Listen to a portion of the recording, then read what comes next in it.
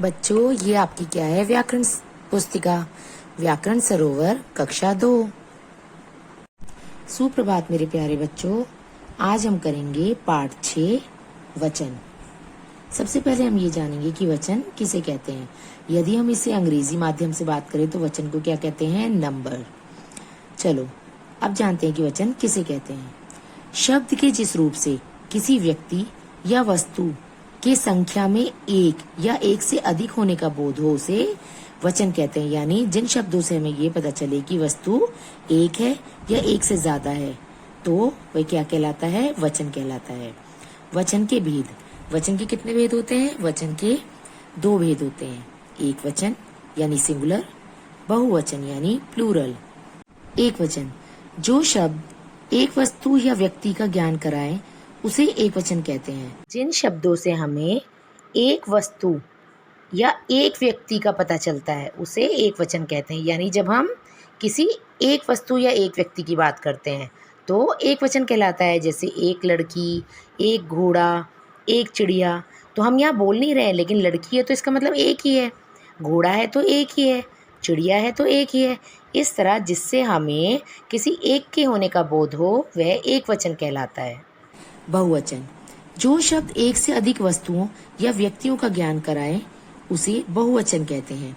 जिन शब्दों से हमें वस्तुओं या व्यक्तियों का एक से अधिक होने का पता चलता है उसे हम बहुवचन कहते हैं।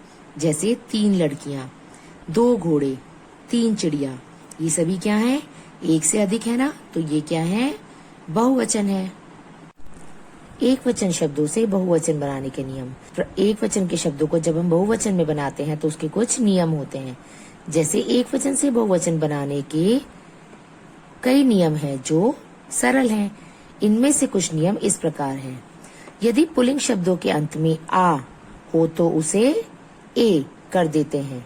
जैसे मेला, जैसे इसमें बताया था ना, आ मेला, आ का प्रयोग हो रहा है तो क्या हो जाएगा? ए मेले। हीरा, हीरे। बच्चा, बच्चे। चश्मा, चश्मे। तो एक नियम ये भी है जो हमें, यदि हम इसे याद रखें तो ये हमारे लिए और इजी हो जाएगा करना। जिन शब्दों के बाद में आ आता है उनके बहुवचन रूप में ए हो जाता है।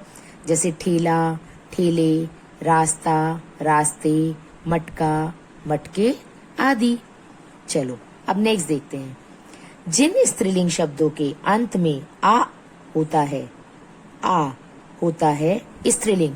ऊपर बात किन शब्दों की थी? पुल्लिंग शब्दों की। और नीचे किन बात हो रही है? स्त्रीलिंग शब्दों की।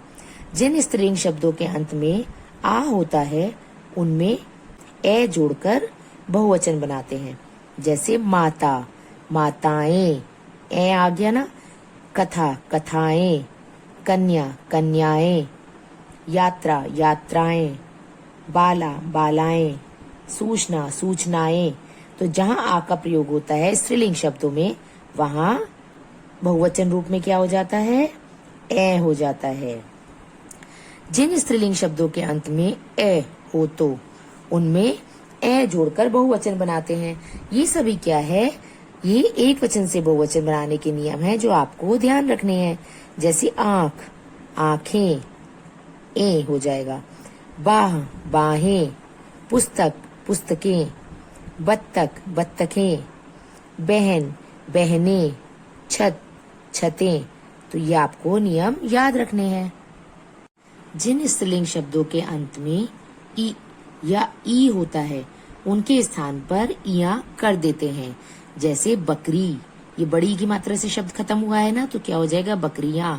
विधि, धी छोटी की मात्रा से खत्म हुआ है तो क्या हो गया? विधियां।